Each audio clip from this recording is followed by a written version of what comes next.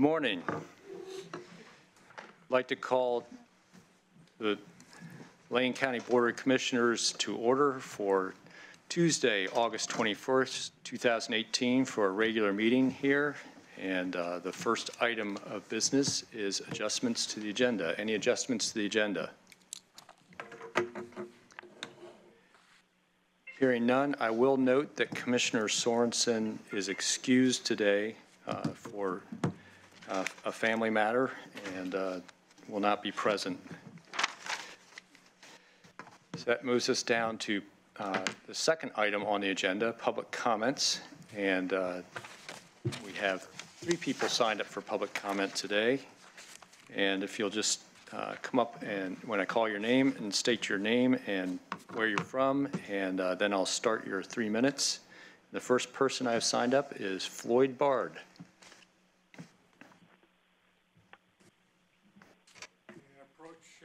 The commissioners with my letter. Sure.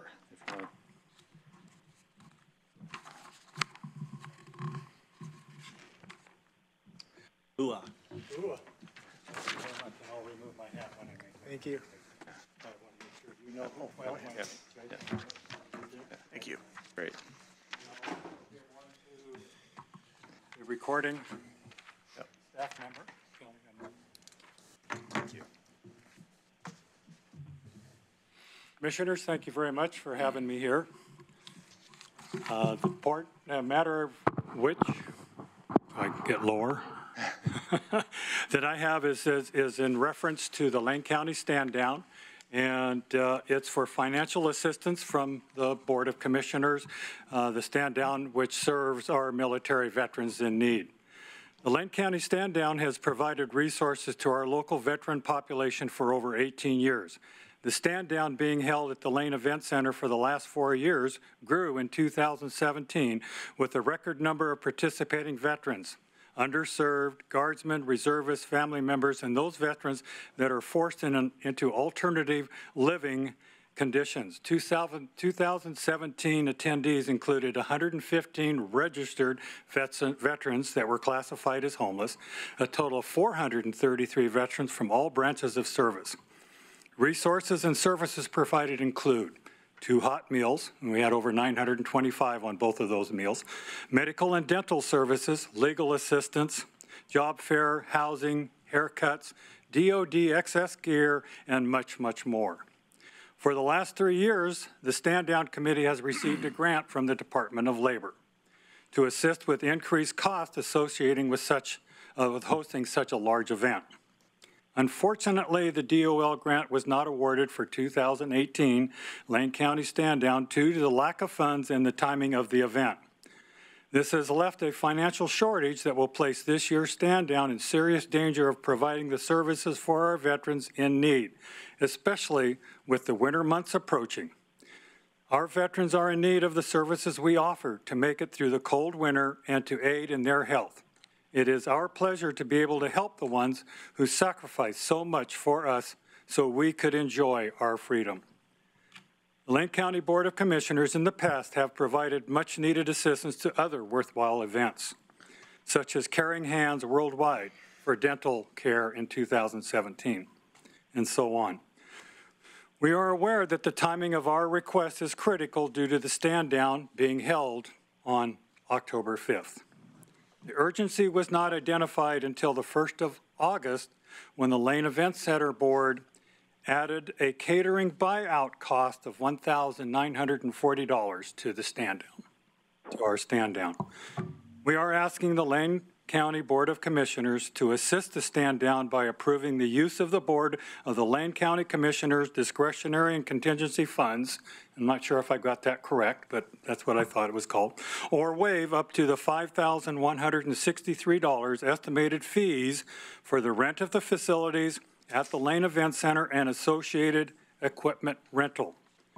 This amount is not the total Lane Event Center cost, which may exceed $8,500, which also includes that $1,940 buyout increased cost.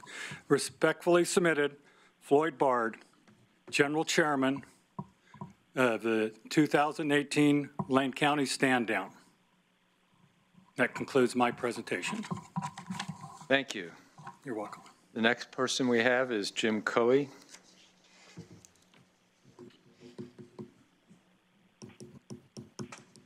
Good morning, Commissioners. Jim Coey, former mayor of Oak Ridge. Time off has been really good, so miss you guys. Here to talk about side-by-sides. The city did not approve the indemnification of the county for multiple reasons. One is the cost, and John will be able to shed some light on that as to why as well, and where resources are available from. This is still something that's important to us. I'm not speaking, I'm speaking as a citizen now and not as the mayor, but it's still important to us. And recently, the Forest Service has approved road usage with just adding shared use signs for those roadways. So we're moving forward in this. It would be a major inconvenience for us at this time if the county did not approve this 6 miles of roads. The sheriff has expressed some concerns as far as safety goes. The sheriff doesn't really supply us with any public safety as it is due to our location. So, we handle this with the Forest Service and with the OSP. I don't see that there's any changes. The main difference between a side-by-side and a car or a truck is a license plate. So I just hope that you can consider this still. I know there's been some positive thoughts amongst yourselves as making this happen. There are many other cities that are going to be coming to you if they haven't already. So this is something I think that's a county-wide issue that we need to address. And thank you for your time. Thank you, Jim. John Omlin.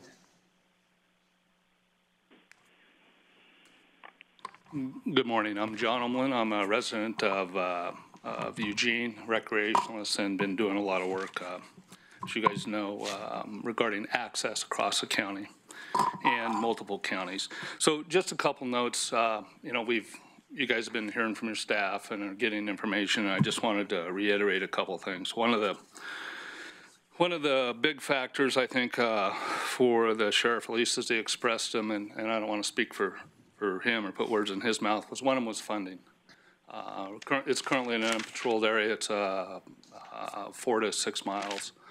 We're not necessarily expecting or anticipating any patrols, but there are accidents and things of that nature that do happen.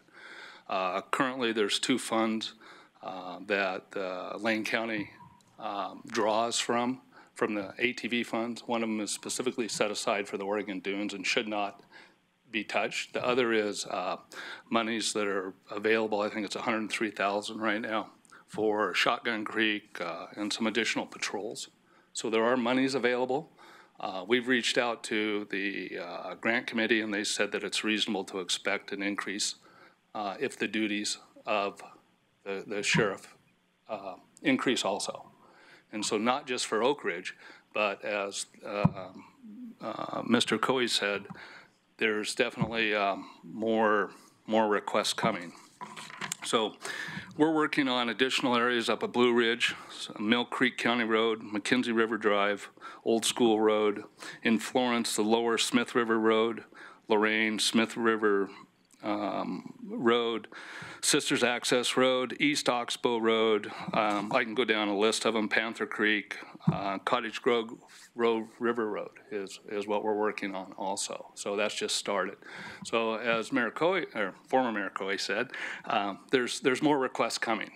I can tell you that I have the county and city ordinances for the cities and counties that have passed ordinances already allowing ATVs in their jurisdiction.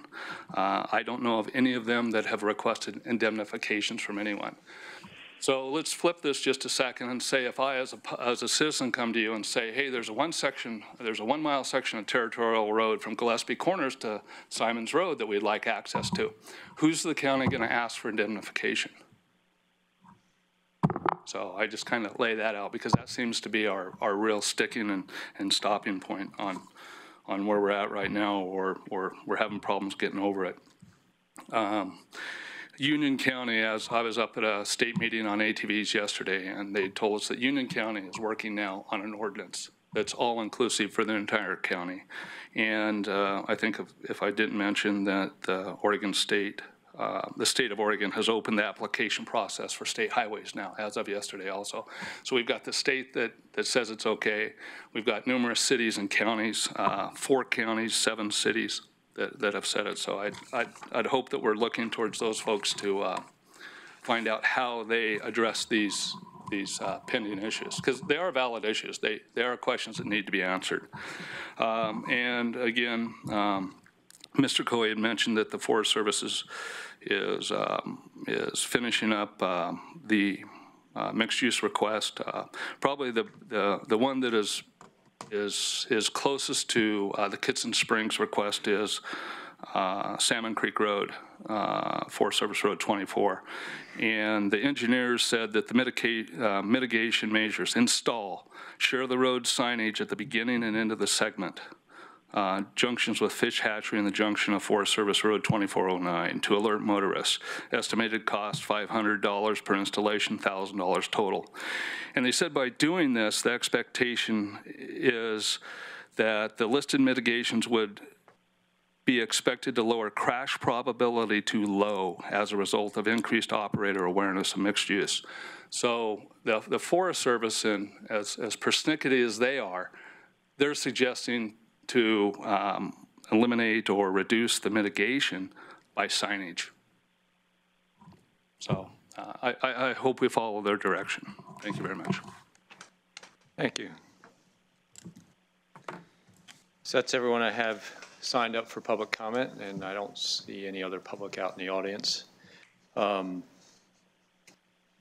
we'll move on to Commissioner's response to public comment and or other remonstrance. Commissioner Farr. Thank you, Mr. Chair. I'm going to respond to both sets of comment this morning. First is I hope you didn't mean it when you say the Sheriff's Department doesn't provide public safety support to the Oak Ridge area. I hope you didn't mean that, because I know for a fact that the Sheriff's Department does, and I know for a fact that they've dispatched a team this morning to respond to the fire up the Mackenzie River. Would do the same thing for Oak Ridge. The Sheriff's Department does respond to public safety requests in Oak Ridge on a regular basis. Commissioner Williams has talked to me about this issue quite a bit, so I've been hearing the very strong urgings from him which support the words that you've already stated today. Mr. Bard, and I'll use your military salutation, Mr. Bard, CW5. You may stay seated, sir. Thank you for being here this morning. The Stand Down is an amazing event. I have been there. I've participated in the men and women who engage in the services that you provide, the services that otherwise they may not have. It's remarkable. It's reminiscent of the Homeless Connect event that we used to have back in the days when we had support for that. And you're asking for about $5,000 for support there. Now, in 2015, we housed over 400 homeless veterans in Lane County. Since then, we've housed another 400 homeless veterans and their families. Now, you're stating that we still have over 100 registered homeless veterans in our community. We need to support them every single way that we can. This is a tiny thing that you're asking for. And Mr. Mograhaisky, later in the meeting, I will ask for consideration as to how we can provide the $5,000. And if I have to, I'm prepared to contribute myself to that if necessary. But it's a small price to ask for a very large event that serves a lot of people, and thanks them for the service that they gave to us overseas and stateside. So thank you for being here, Mr. Bard. CW5, that's a pretty amazing rank. Thank you, sir. Sir, 43 years in the military, and I'm very proud. And I'm giving back to our veterans who are not as fortunate as I am. And all of our families have veterans in your family, whether it's spouse, brother, sister, father, mother, aunt, uncle. So veterans touches every one of our lives. And our goal is to take all the veterans off the streets. I know it's a tall goal, but I've always shot for the moon, and one day I might get there. Let's not rest until we're there. Thank you, Mr. Bard. Thank you, Mr. Chair. Commissioner Williams. Thank you, Mr. Chair. My comments are directed at the former mayor and his colleague in regards to the side-by-side issue. I appreciate the information that you have provided this morning. I would ask that we, as a board, consider that information that you provided. Also, I'm sensitive as Mr. Farr had made some clarifications about the sheriff's office. They do remarkable work, and so I just wanted to voice that as well. One of the things as a former mayor, we have a mayor, we have another mayor over here. The things that make our communities grow and efficient is development of partnerships. And you have the Forest Service and you have this Highway Department. They are working in tandem with the city of Oak Ridge and the other communities that are affected by this. So I would hope that we could look as a county in how we can also be a partner in this endeavor. And yes, there are liability issues. There are many liability issues that a county faces. So I would not want that to be the sole stumbling block of why we can't do this. I think there needs to be a balance struck.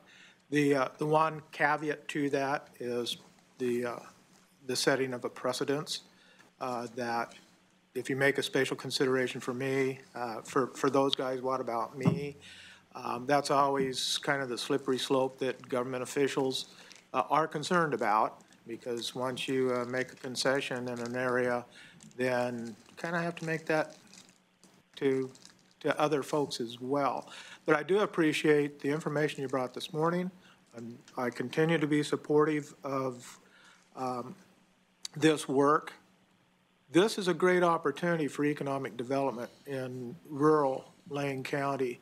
And if we ever get to the point to where we don't have a totally smokied up August and September, is what we're seeing this year and last year, that in itself strongly impacts the tourism and that destination presence that you folks are seeking. And it distresses me that once again we have a summer that heavily impacts the economics of rural recreational Lane County in Oregon. So I wish you the best on this. I know the board will continue to chat about this. And as for me, I support what you're trying to do. My only caveat is that issue of liability and precedent setting. So having said that, I will yield back. Thank you. Commissioner Lycan. Thank you, Mr. Chair, and thank you for the comments this morning and for the stand down. I got to participate when I used to be the mayor of the city of Springfield, and so really remarkable. I mean, pretty incredible, especially when our National Guard were called up to go to Afghanistan and Iraq. It was pretty incredible.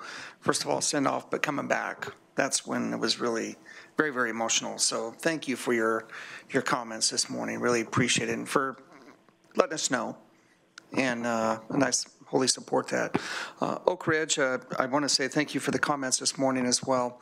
I'm going to offer just a little piece of advice. Union County and Lane County are just, I'm going to tell you right now, it's watermelons and lemons. And there's just completely, not even close. Union County, 60% smaller than here. They don't have near the road miles that we have. Lane County is second in the state in most road miles out of county road miles in the state of Oregon, and we lead in fatalities. And that's something that we have to consider. Now, with saying that, I do support this idea. I do, strongly, but I also want to make sure that from a safety standpoint that we're not going to be on the hook. And so that's going to be really important as we go through the dialogue. But so I appreciate things that are going on in Union County. I know the commissioners there; they're great people, and but their population is the size of Roseburg, and they don't have near the road miles that Lane County has. Not even close. If you said Malheur County, they actually have more county road miles than any county in the state of Oregon. That would have maybe been a little bit different. But I do appreciate the comments. I'm not surprised we'll be getting in additional requests. For the record, I have not seen one. So we can say we're going to get requests. I personally have not seen one. So I look forward to when we do get additional requests. But on this, for Commissioner Williams brought up the opportunity for partnerships, and I completely agree. That's the way I think we'll be successful, is the partnerships. But that's just the only thing I would just make sure that when commenting on, Lane County is pretty unique. We have this large population center that makes up 70% of the population in the county, but yet we have this enormous rural area, and we've said it many times, Lane County from its land size is nearly the size of the state of Connecticut. By the way, Malheur County is the size of Massachusetts.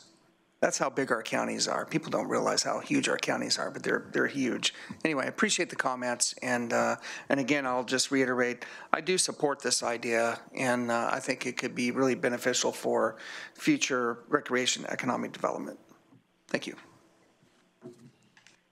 Thank you, and I just real quick want to address the public comments. Mr. Bard, I believe that when we get to commissioner's business, that'll be an opportunity for Commissioner Farr maybe to bring forward a request to get the consent of the board to utilize contingency funds. Then I was made aware that you'd be coming to us today, so that'll happen later in the meeting. And I'm kind of reading the tea leaves here. I think you'll get a positive outcome. So, yeah.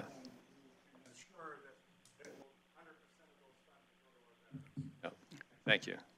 And then as far as the side-by-sides and all, I continue to be supportive of this use. Just need to work out the details. I think we're going to be hearing some from our legal staff later today about this issue and Public Works folks. So we'll continue to try and see if we can resolve this and get to a solution. Because I do think there is a potential for, a lot of tourism dollars involved in this, and side-by-sides are gaining in popularity, particularly as us baby boomers are aging and riding some of the more physically demanding off-road vehicles. The side-by-sides get to be a little bit more comfortable to us. And funny, as we get older, we also seem to have more resources to purchase a side-by-side versus a smaller off-road vehicle. So, like a mountain bike. Yeah. So I really appreciate the efforts you guys are making, and I understand that how important it is to the Oak Ridge community to have this, and we'll keep working, both with legal staff, Public Works, and the Sheriff's Office to see if we can resolve the issue. I think there's a commitment from the board to try and get the yes if we can. And we'll take a look at, what some of the other counties have done in cities, but we do have to, we are a little bit different than some of the counties mentioned, some of the cities mentioned. We are a bit bigger, more populous, more road miles, and we have to do this kind of carefully as we move forward. So, and we do have an elected sheriff that we have to pay attention.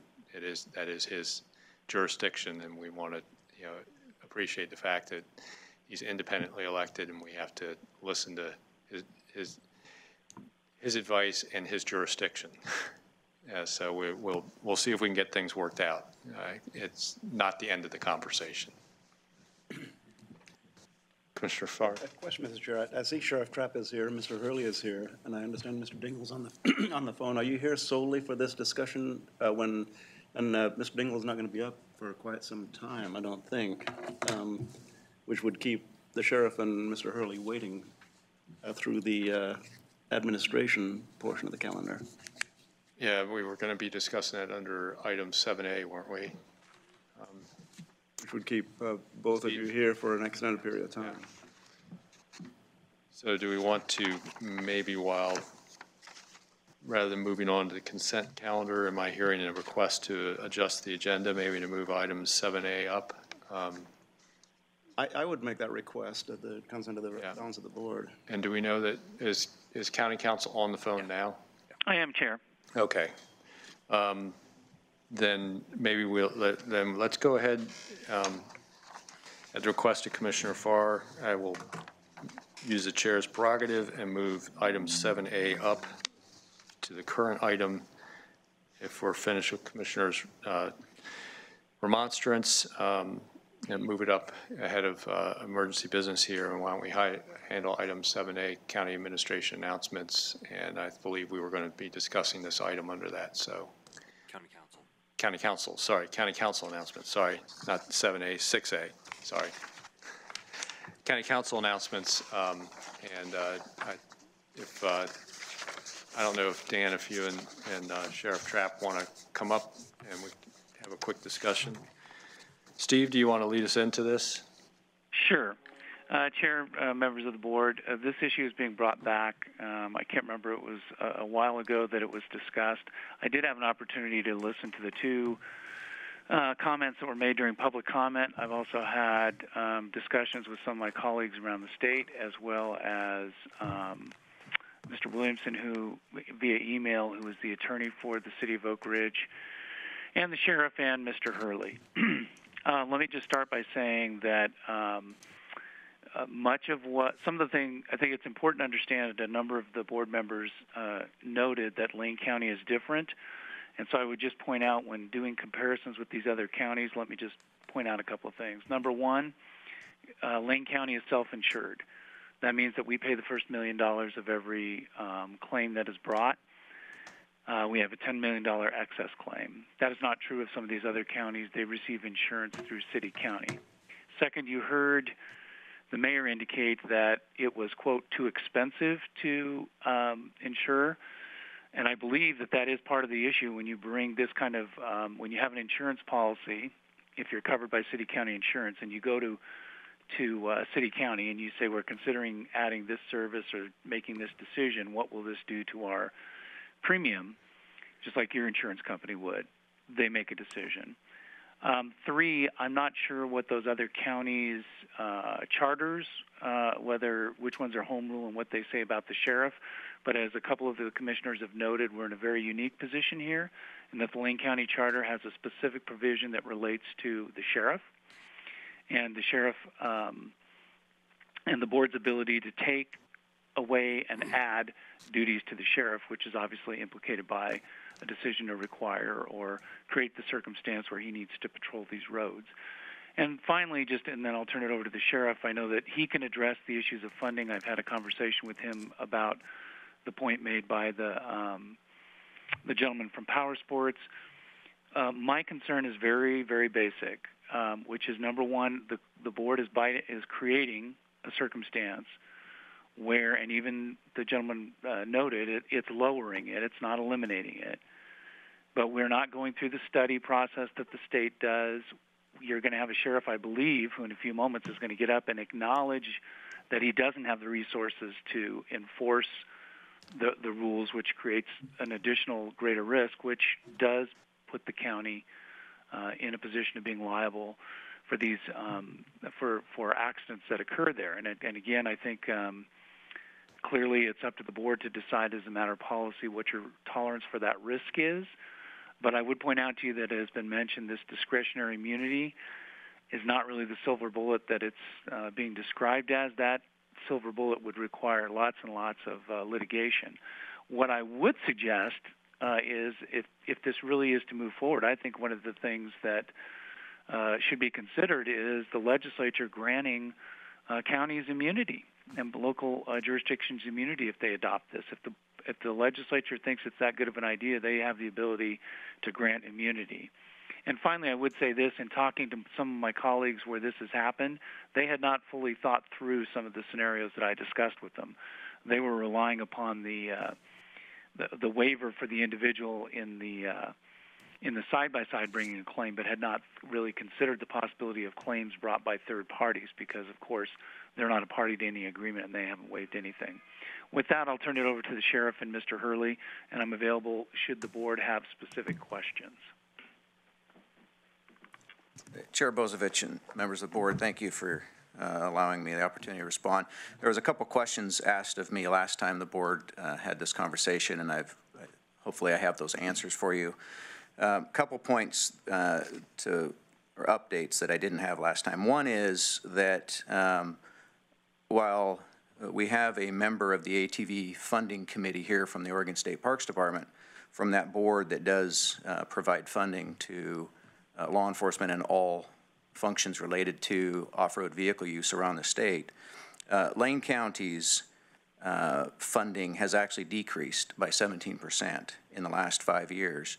And so it's kind of a wrong trend to me to hang to a promise of one member of the board, of many, I don't remember how many are on that board, but it's many, who provide that funding authorization. So I'm a little reluctant to hang too much on the promise of more funding to come in the future, given our current reduction. And then that funding is a biennium, and so it's not a long-term guaranteed funding, and there's many things that fluctuate and change in the off-highway vehicle world that demand funding at different points in time. And law enforcement historically has struggled to maintain an adequate share of the ATV funding through the ATV committee to provide the services that we provide, and not just Lane County, but Tillamook County and Douglas County and Lane are some of the larger counties with the Dunes recreation. And I know there's been challenges over the years, including Lane has had challenges over the years maintaining funding for our programs. And the 17% reduction over the last 5 years is actually its actual reduction in true funding, and it's an 18% less than we requested in our current award. And so as we have these conversations about funding, I just want to make sure that the board is fully aware of the funding for ATV committee law enforcement resource comes from a board that is evaluated, I don't know if it's an annual funding, but it's a biennium amount. And so there's no promise for long-term longevity on that. One of the, at least the board asked last time if I had spoken with the police chief in Oak Ridge to know what his response was or his feelings were on what this might create for impacts and their ability to actually respond and provide an emergency response for public safety concerns. Mr. Hurley coordinated a meeting with several attendees, including the police chief from Oak Ridge. And the police chief said that they cannot sustain patrols outside of Oak Ridge city limits, and that their emergency response would be limited to holding a scene until Lane County Sheriff's deputies arrive, and that they do not have the capacity for investigating crime or events that occur outside of their city. He also said that in his words, he's receiving lots of complaints about off-highway vehicles being used on area roadways adjacent to and within the city of Oak Ridge. And he said many of these complaints are from residents who live in county addresses that are affected by the city's allowing off-highway vehicles on city streets. There's not an enforcement capacity there to keep them on city streets, and so there's county residents who live on county roads that aren't patrolled routinely who are now complaining to the city chief that they have off-highway vehicle disturbances on unlawful roadways. Let's see. I think that was the answers to some of the questions I had in the past. And then a couple of comments to the public comment this morning. We do provide public safety service to Oak Ridge. Unfortunately, it's the same level we provide to all of Lane County, which is limited. And I understand Mr. Cooey's comments. I don't think they're meant to be in disrespect, and I don't take them that way. I recognize that is the sentiment of a lot of residents of our county, is that we don't provide adequate service, and we are unable to provide adequate service. But we do provide public safety service to the Oak Ridge community, and including residents of the city of Oak Ridge. I can't think of a major crime that has occurred in the city of Oak Ridge in the last couple of years, at least, that our detective team has not responded to and directly assisted the city of Oak Ridge in homicides and other very violent person crimes. And so we are responsive to the city residents of Oak Ridge. We are responsive to that community at the level we can provide public safety services, which is not adequate and speaks significantly to this, is that the level of public safety that needs to be provided to this community is insufficient, in my mind, for allowing expanded use that can create increased public safety demands. One of the comments was made that the Forest Service is a partner in enforcement. And if you call and talk to the person in charge of law enforcement, the Forest Service, they will tell you they will not do traffic enforcement on county roads or state highways or any non-Forest Service land or roadway. So they are not a partner when it comes to enforcement on county roads for off-highway vehicle use. The Forest Service, the testimony was the Forest Service says all they need to do is post signage and it will reduce the risk of harm. And my response to you after working in law enforcement for over 30 years is that signage is merely a suggestion unless there's enforcement component. This is why Lane County leads the state in high highway fatalities, is because you and I drive the same roads, and we see every day that people don't follow the signage recommendations, whether it's speed or merging or, you name the rules of the road that are disregarded because there's a lack of enforcement. And so unless we can provide a component of enforcement, the signage is probably irrelevant and certainly will become irrelevant within a short amount of time after the signage is posted if there's no follow-up for enforcement. So my position is I also agree that this is a great idea,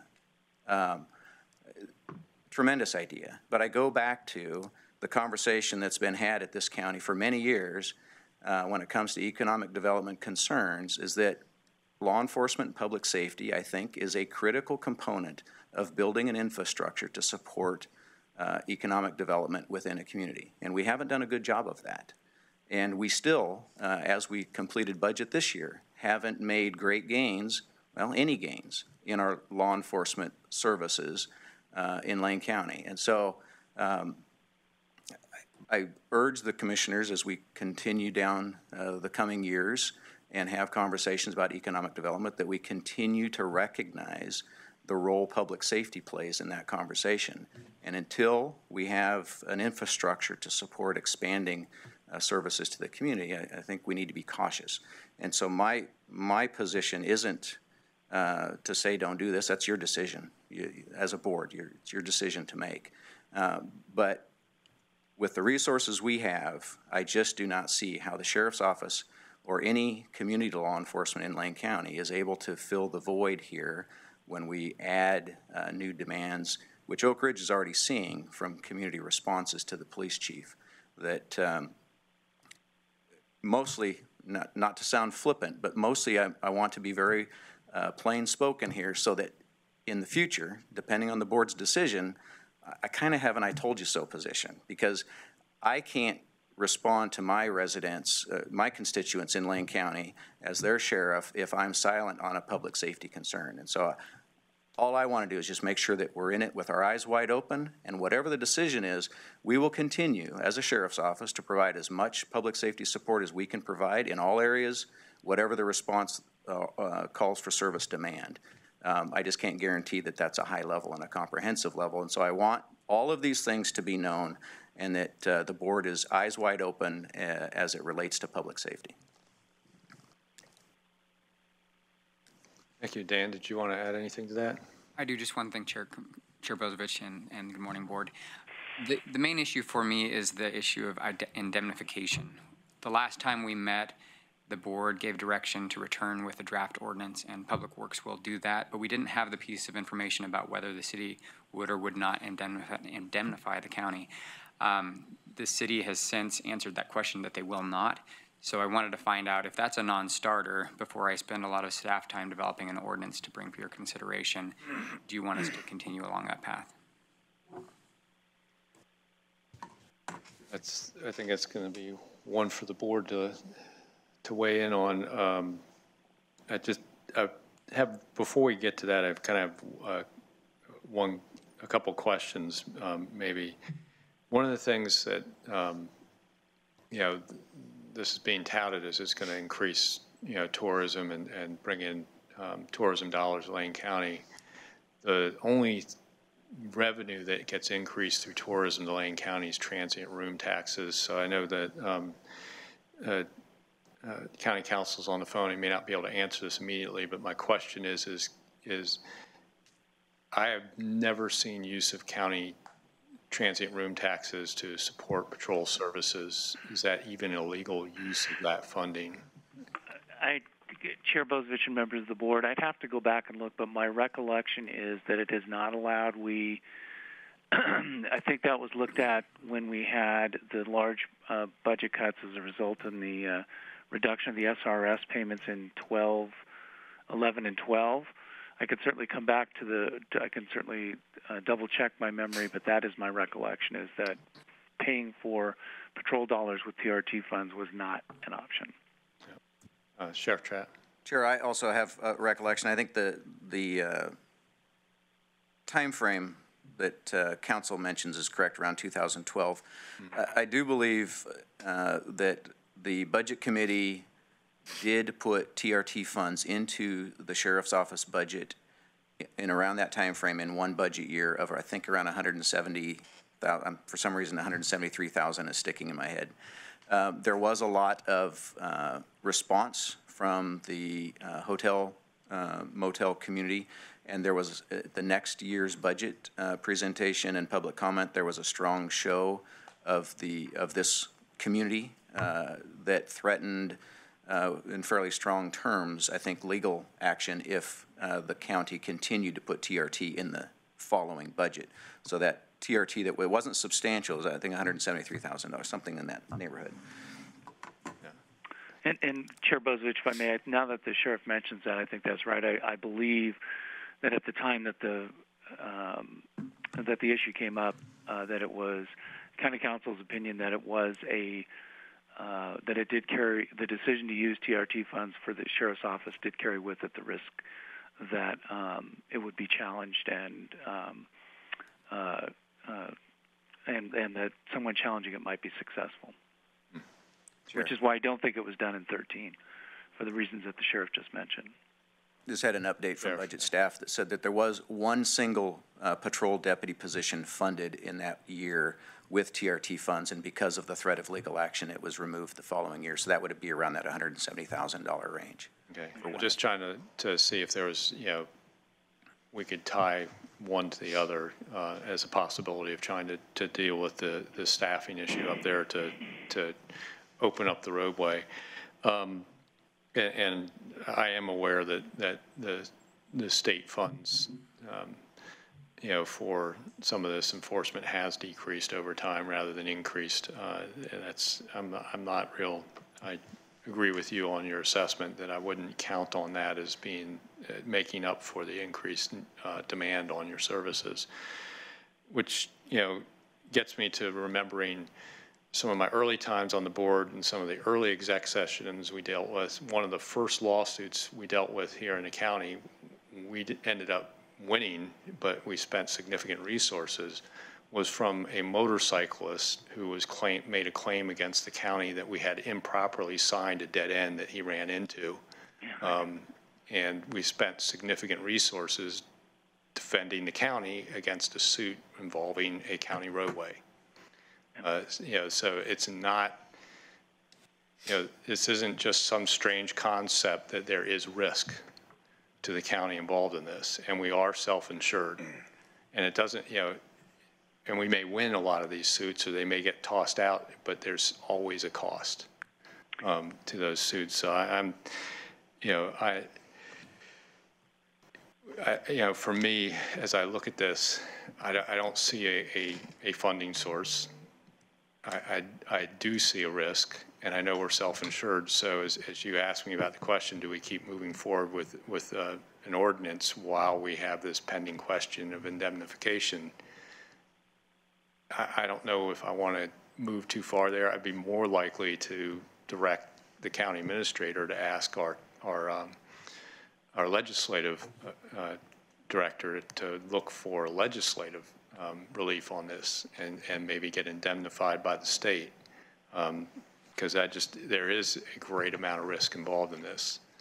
There's a lot of benefit in this, but the problem is the benefits end up, as far as funding stream to the county goes, restricted and can't be used to mitigate the risk that's involved. So it's kind of, they're detached from each other. So either we need legislation that indemnifies us, or legislation allows us to use transient room tax for sheriff patrol, which I'm sure that the Restaurant and Lodging Association would have a major conniption fit up in Salem, and they pass out lots of campaign dollars, and I don't know if we could overcome that. More likely to get them to indemnify us than we are to get them to release TRT funds. I'll turn to the rest of the board maybe to answer your question about, continuing work on an ordinance until we resolve the indemnification issue. Chair Bozovich, if I might, just before, you reminded me, I'm the one who tried that case, the one that you mentioned involving the motorcycle. I will say this, the fees were significantly reduced because of the restructuring the way that my office did it, because I tried the case as opposed to outside counsel. But significantly, one of the defenses that I raised in an effort to dismiss the case pretrial and deal with it was discretionary immunity. And at the end of the day, that went to I believe, an 7, 8, 9-day jury trial. So, I mean, so the idea that, again, that's a great example of where I know some people point to this discretionary immunity as a silver bullet. It wasn't in that instance. We had to literally go all the way through a jury trial. So we went through discovery, depositions, finally a jury trial. And in the end, the county was vindicated, but at a significant cost.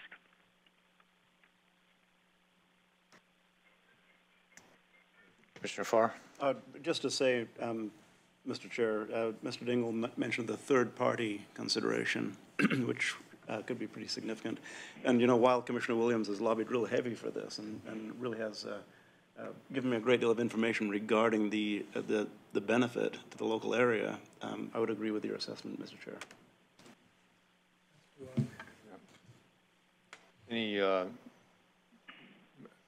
dissent from the... So we'll try and keep working on maybe the legislative side of this and hold on an ordinance for now. Sounds like that's the direction of the board at this time.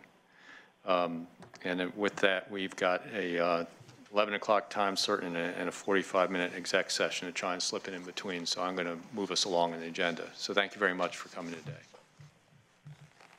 Which drops us back to into our agenda where we originally were, which is emergency business. Is there any emergency business today? No. Then we'll move on to the consent calendar, and these are the items that are considered to be routine by the Board of Commissioners and will be enacted in a single motion. And if there was separate discussion for the items wanted, that would have been pulled during agenda adjustments to the agenda. So I will consider a motion for the consent calendar. Commissioner Lycan. Thank you, Mr. Chair. I'd like to move approval of the consent calendar for August 21st. Second. It's been moved and seconded. There's no discussion on the consent calendar. All those in favor, please say aye. Aye. Any opposed? Motion passes 4-0 with Commissioner Sorensen excused. That gets us on to county administration and announcements. Yeah, I have a few, Mr. Chair. I've given myself here about 15 minutes to get through announcements, and then item 7B, which I think we can do by the time we need to get into exec session. So Sarah Means was going to pop down here to give you an update on the Dexter Mill property. And so she'll be on her way here. A couple of additional things. Related to the courthouse project, we are building about 5 different groups that will be actively involved in the courthouse project. We have a project team, a stakeholder team, finance team, a courts team, and a legislative team. We'd like to have a commissioner involved on the stakeholder team so that we have a liaison to the board, someone that can report back to the commissioners and represent the general direction and interests of the board throughout this project, so there's continuity going forward. So wanted to have that discussion and get your thoughts. Different commissioners have been involved at different stages of this. Most recently, Commissioner Bozovich has been, and I know Commissioner Farter has been involved in legislative work and project-related work. So I wanted to just seek the board's thoughts on a commissioner liaison to the courthouse project. This would not, I want to say, we will likely have several commissioners testify at legislative committees. We'll have, obviously, the sheriff, the DA, and judges will be involved in different. So this is not the only place that commissioners would be involved, but this is particularly for someone, a commissioner, to have more of a detailed and in-depth relationship to the ongoing project. You want to answer now? Yeah. What's that? You want to answer now? Yes, yes, if you, that'd be great if you can get some, or if you want more time, we can discuss it next week, that's fine too. I made just a clarification. I only testified one time regarding the courthouse. That's the only involvement I had in the legislature to this point. Okay. Regarding the courthouse. Yeah. Commissioner Lycan? Thank you, Mr. Chair. And with the board willing, I think it makes sense for Chair Bozovich to remain our liaison. I think not only, from a local, but he's also very involved in the with AOC and the statewide courthouse facilities committee and the work that's being done there too, and with and I think public safety will enter into this eventually, and his work on that as well. So that's my recommendation. And all right, looks like the head nods are there. So Got the thumbs up on that. Thank you. Okay.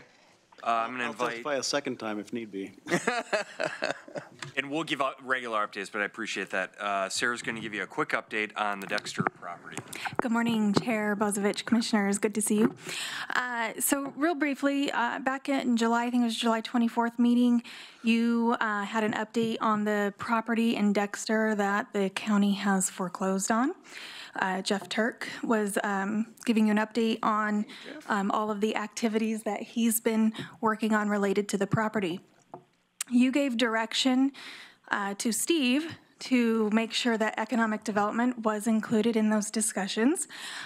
So I'll just say by way of background, we were involved in those discussions. I actually had my first interaction with Mr. Wright back in October of last year as we were looking to find him a new location, trying to keep him in Springfield, recognizing that he was a Springfield company, but ultimately not being able to do that. And so when the opportunity with Dexter came up, I actually made sure that he was connected with Jeff to have those conversations. So now coming back into the conversation, so we've had a number of meetings and we'll have a number of meetings. We're moving forward with this project as rapidly as possible, but also making sure that the county's best interests are maintained. We've had multiple conversations, not only with Mr. Wright, but also with the state of Oregon, Business Oregon. What I will say is Business Oregon is a ready and eager partner of ours with this project. They like the project. There's a number of resources that come with them related to brownfield redevelopment, infrastructure development, and what we know is that there are a number of issues with the property specifically related to potential brownfields, but also infrastructure, bridge being top on that list. Electrical capacity, sewer, water, we've got to sort through all of those things. So while the county maintains ownership, we can access quite a number of funds through Business Oregon in order to help remedy those needs. And so I'm working very closely with our Regional Development Officer, Melissa Murphy, to make sure that we are working to that end. We know we have a very tight timeline. We're discussing that actively, both with internally, but then with Mr. Wright himself.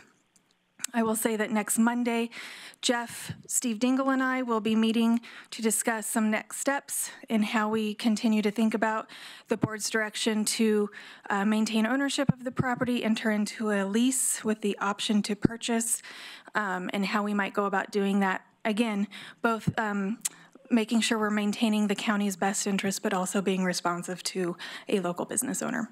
So, I'm happy to continue to answer questions, but just wanted you all to know where we stand and that we're continuing to work very expeditiously on the project. You just answered all mine. Yeah, thank you very much. I appreciate the update. Okay, two more. Can I do it? Can I? Yeah. We cut county council off. Oh, okay. There was one other county council item, and while he's still on the phone, if we could jump back to county council, I think he wanted to update us on the building official issues. You bet. So, Thank you, Chair. I could have waited, but as long as you put me to the front of the queue, I'll take advantage of it. Yes, one of the items that had been out there for a while related to the DOJ, Department of Justice, letter of advice that was issued to the DCBS building inspection department back in the spring. Just to recap briefly, I'm sure all the board members remember the chaos that ensued. DCBS adopted temporary emergency rules that were going to put a huge burden on smaller jurisdictions, in particular some of our smaller cities in our county, to be able to provide the building inspection services that their citizens had come to expect. For whatever reason, I have my own suspicions, but it doesn't really matter. DCBS essentially withdrew that opinion or letter of advice, and that's for the board members. That's a significant difference. A letter of advice is really just kind of a somewhat formalized request for advice, but doesn't really carry any binding legal weight, as opposed to a formal attorney general's opinion, which, although again it's not binding legal precedent, it carries much more weight because of the way that the opinion is vetted throughout the Department of Justice. In any event, I had some one-on-one communications with Cameron Smith, who was the head of DCBS, and indicated that at least on behalf of Lane County, I didn't purport to speak for the Association of Oregon Counties, although I had talked to Mr. Bovet about this, that if DCBS was going to go back to DOJ and seek a formal binding attorney general opinion on this issue, that certainly we would like the opportunity to have input into that decision. I'll spare the board the back and forth, but I eventually tracked down, after kind of some fits and starts, I was told it wasn't going to happen, it was going to happen. I finally made contact with Ms. DeSalle.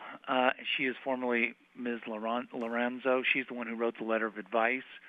And I've been told that she will, although it's very unusual, that they will accept input. And so at this point, really, I just wanted to bring the board up to speed. My plan, unless I receive direction contrary from the board, would be to contact Mr. Bovet and see if on behalf of the counties and through his contacts with the League of Cities that we could write that we could at least reach some sort of consensus in terms of what our legal position is and the authority for that legal position and the impact it has on us, and send that to Ms. DeSalle and DOJ prior to her issuing the formal opinion. She really didn't have a target date. She was talking about sometime in October, but that sounded, quite frankly, really loose. So really that's the update I have. I'm willing to field any questions that individual board members might have, but that's pretty much where we are today. any questions for Mr. Dingle? Thanks, Steve. All right, and with that, I'm going to hang up unless there's additional need of me. Nope, I think we're fine. We're going to move back into the last two announcements for county administration. think, Mr. Chair, we can move to the next, I'll just update on those two items later in the meeting or next week is fine. Okay. Then we have the one action item we need to take care of, which is item 7B, which is the approval of the Lane County Board of County Commissioners letter of support of Lane County and eWeb partnership in serving low-income residents. So, Mr. Chair, and Steve Manila was not able to be here because he has a family matter that he's attending to, so I'll handle this one. Lane County has, for over 20 years, had an intergovernmental agreement with eWeb to provide weatherization, energy assistance, and energy education to low-income residents in the Eugene area. This allows for us to provide access to adequate heat in the winter for low-income residents. And of course, we know that a lack of access to adequate heat in the winter has a negative impact on health and can exacerbate respiratory conditions. So this has been a longstanding partnership given between Lane County and eWeb.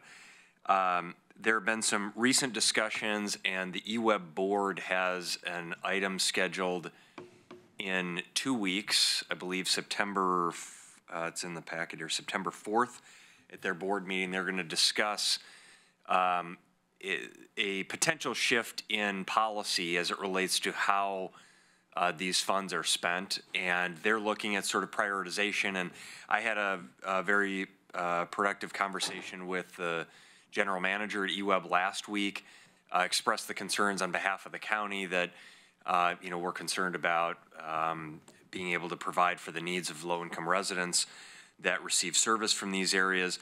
He talked about the eWeb board's interest in potentially looking at ways in which they can get further upstream and assist residents before they're in crisis mode. Housing and other related issues. I shared with him that housing is a top priority for the county and that there certainly are ways that we probably would like to get eWeb more involved in some efforts, particularly around affordable housing that we're pursuing. So I think there's really an opportunity there for us to continue to partner. As part of that conversation, I asked if it would be helpful if our board sent a letter to the eWeb board expressing the county's interest in this ongoing partnership, and he thought that was a good idea. So that's what's in front of you today, is this letter of support for the ongoing partnership and the work that has happened to date. I will also say that Steve Manila and our staff in Human Services have met with eWeb, with Frank Lawson, the general manager, and the eWeb staff to talk in detail about this program. So there's been a lot of communication. I think that there, again, is an opportunity for us to continue to work together in partnership, but we want to make sure that the county's perspective on this issue and the low-income residents that are served through this program are clearly understood by the eWeb board as they're contemplating any potential changes in this program. Commissioner Farr. Ms. Mark-Ricey, thank you for moving forward with this. It's been an essential part of families being able to make ends meet. I'm wondering, however, this is more of a rhetorical question. Did you and the general manager discuss that more and more families on not fixed incomes, but incomes that only incrementally increase each year are being affected by rent increases that by far exceed their income increases on a regular basis? An example, I spoke to someone earlier this week, a constituent who had I think about a 25%, is between 20 and 25% rent increase, which is legal. There's nothing that anyone can do about that, and there are those who would argue there's nothing anyone should do about that. But while this person I spoke to, one of my constituents, isn't going to be making any more, with a 20% rent increase, all of a sudden they may be asking for assistance with utilities rather than paying for it with credit cards, for instance, which is what a lot of people rely on until their credit is extended beyond its limits or to its limit. So, rhetorical question, did you guys discuss the fact that even people who are not low income are finding themselves housing insecure due to rent increases, et cetera?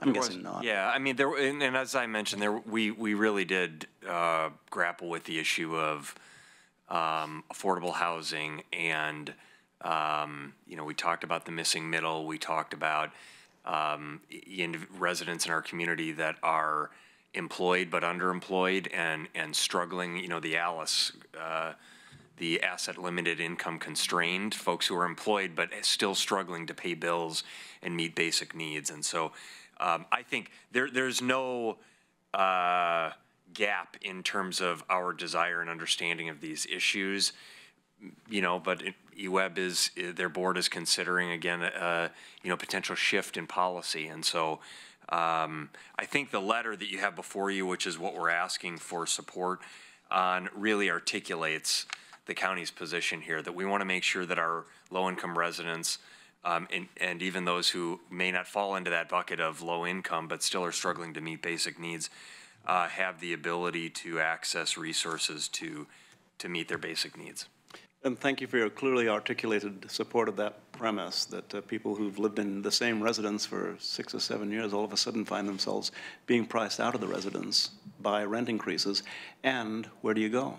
Because rents are up across the entire spectrum. So thank you, Mr. Chair. Thank you. Commissioner Lykin. Thank you, Mr. Chair. And if we're okay with this, I'd like to move approval of Lane County Board of Commissioners letter in support of Lane County and EWEB partnership in serving low-income residents, to be signed by Chair Bozovich. Second? Been moved by Commissioner Lykin, seconded by Commissioner Williams to approve the letter of support for the Lane County EWEB partnership. Any discussion to the motion? Seeing and hearing none, all those in favor, please say aye. Aye. Any opposed? The motion passes 4-0 with Commissioner Sorensen excused. So that gets us to our executive session, and I'm trying to bring up my chair language real quick, so if you'll excuse me while I find that. Are you still with us, Mr. Dingle? No, he hung up. So I want to note for everybody, we are going to be meeting an executive session up in the Commissioner's boardroom, and then we are going to our 11 o'clock time certain in the boardroom after exec session. So we will not be coming back down to Harris Hall before lunchtime. We will come back down to Harris Hall, but we will come out of executive session and reconvene in regular session up in the County Commissioners conference room. So at this time, the Board of Commissioners will meet in executive session to conduct deliberations with persons designated by the governing body to carry on labor negotiations. This executive session is held pursuant to ORS 1926602D, which allows the Board of Commissioners to meet in executive session for the purposes listed.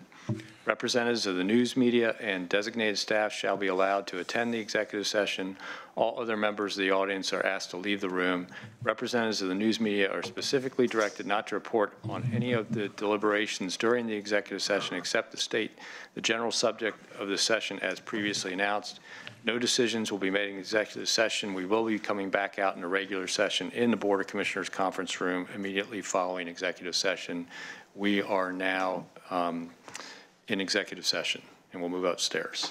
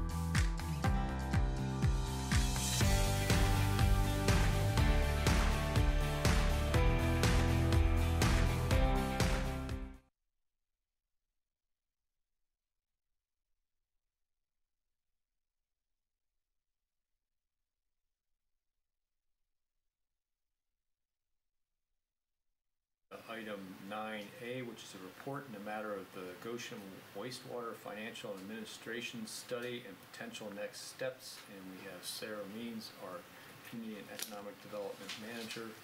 And I assume you're going to introduce your guest here. Yes, this is a very popular topic, so thanks for your time today. We do have a large contingent here to help us talk through these matters, so I'll go through these introductions. We have Deb Ghilardi, Ben Bose, am I saying that right? Bosse, sorry, excuse me, Ron Walls. This is our Kennedy Jinks team, they've helped us through this work for a number of years now, the feasibility work around wastewater. So they're here today to really give you the lion's share of the information, as this is simply a report out of the work that they did around the feasibility and governance or administration study.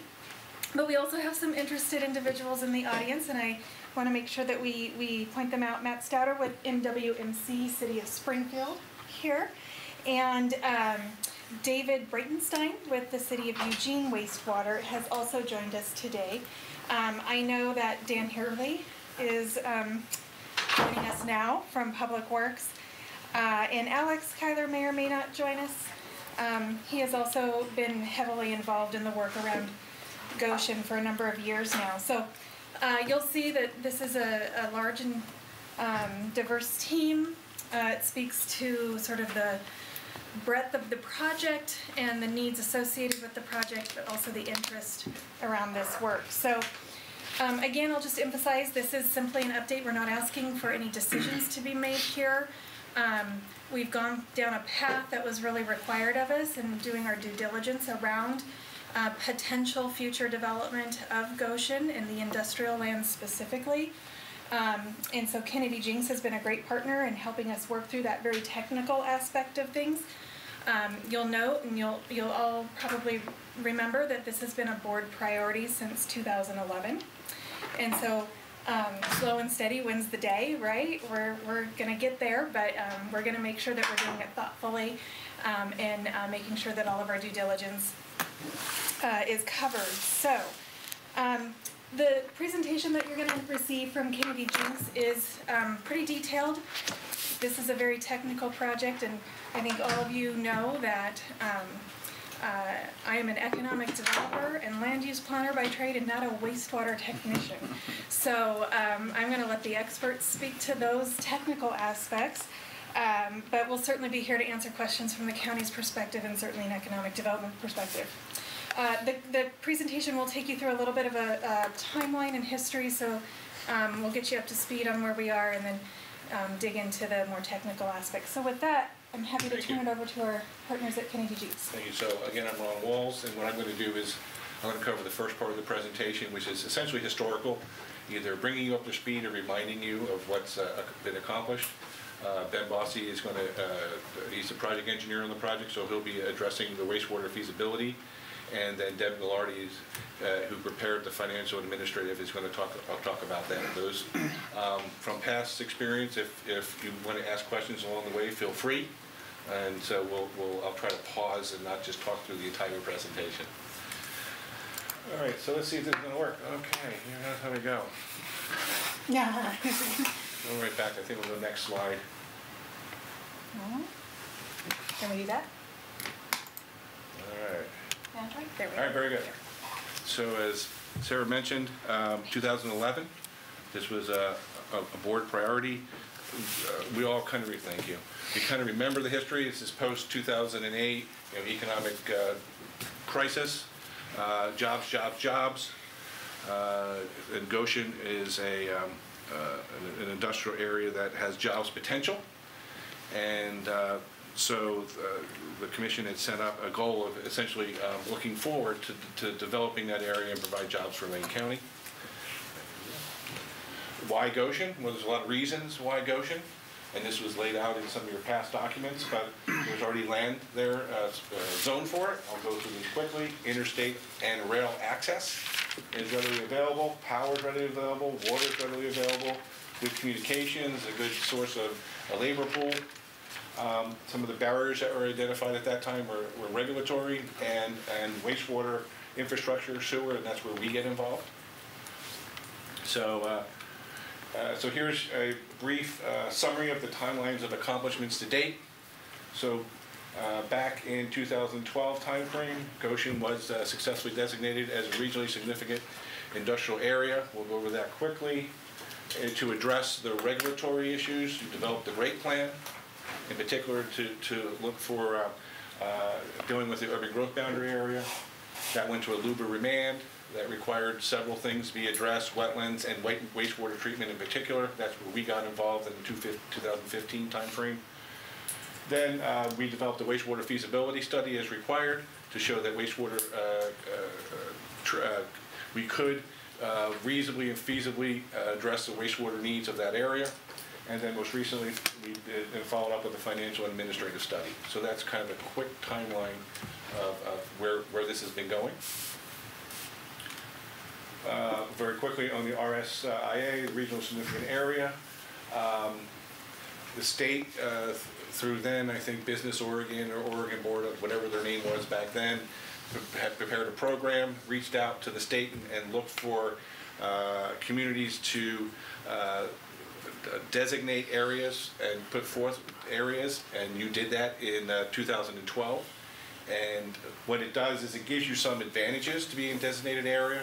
Primarily, the advantages are for legal and regulatory. They'll move those issues to the top of the pile, as it were, give it a priority so it moves along, remembering that the real goal here is jobs, jobs, jobs.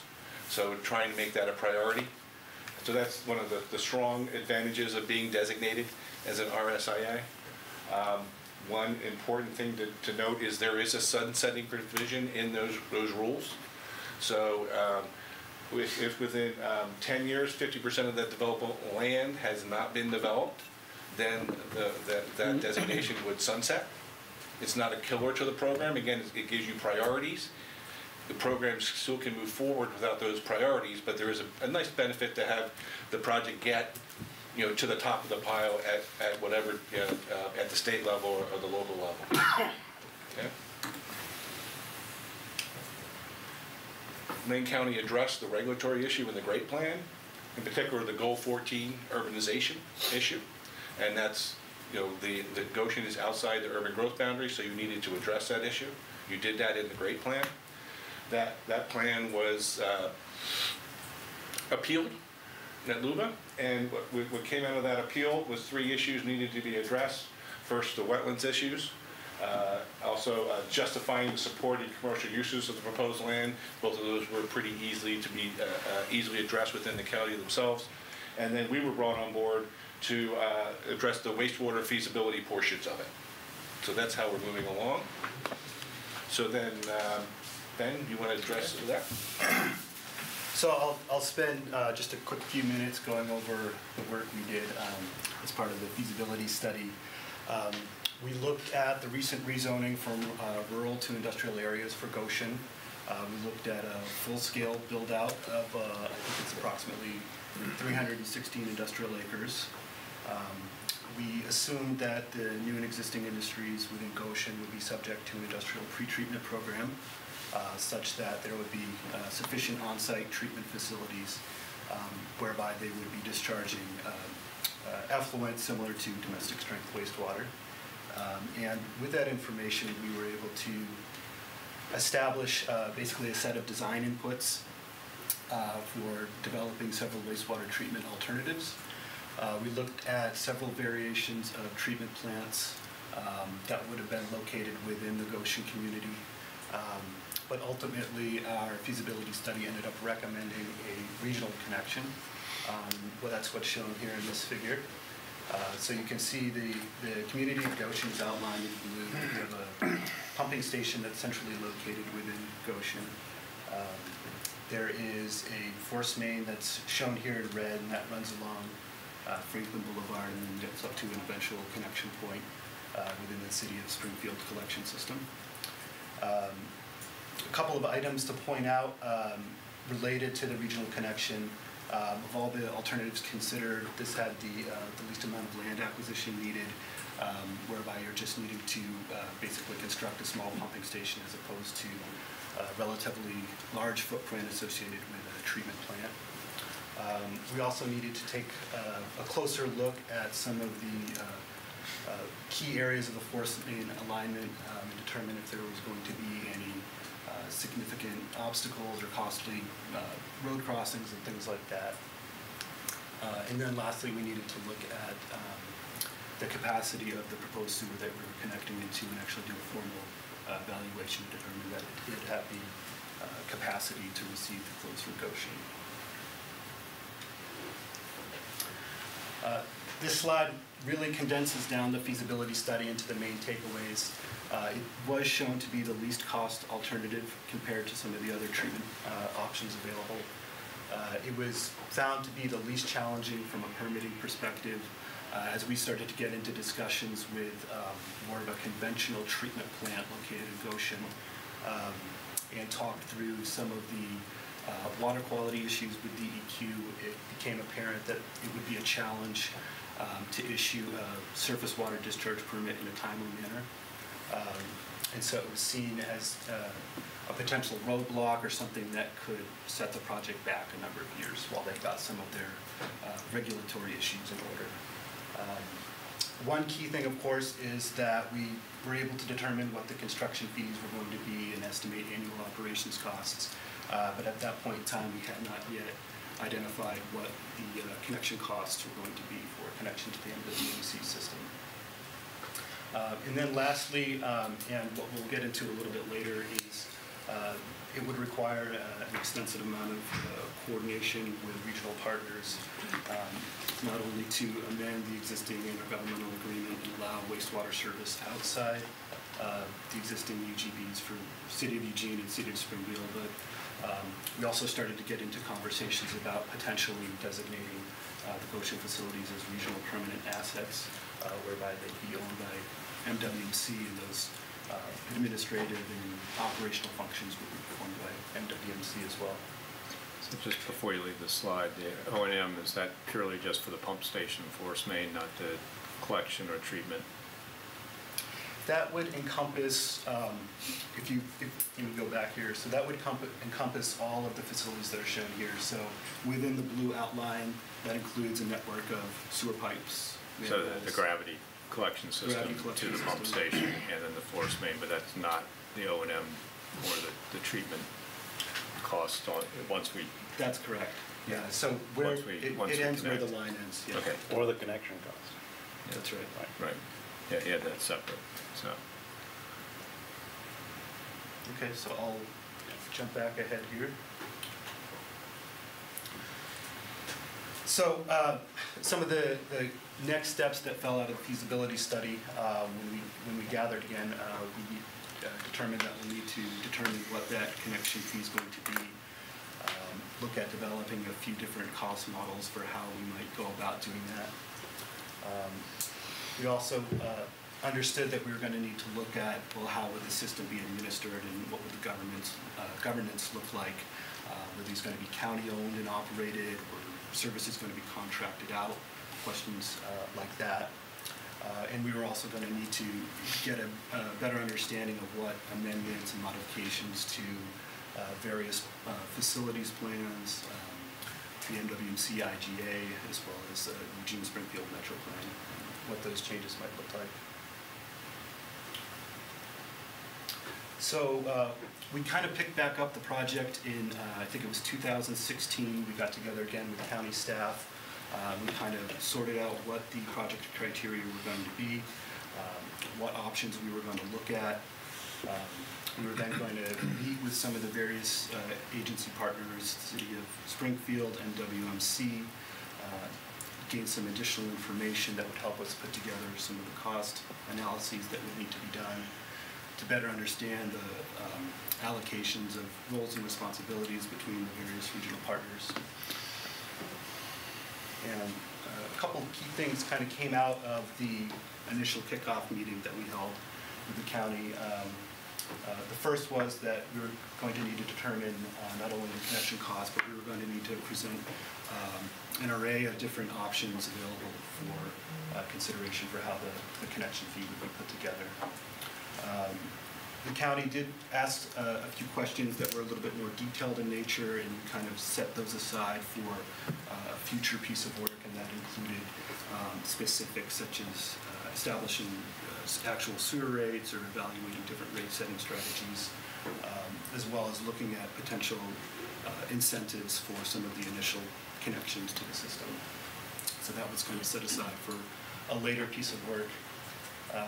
And then some of the administration options available, again, potentially looking at the creation of a wastewater services district, something akin or similar to what was, I guess, implemented for the River Road wastewater project.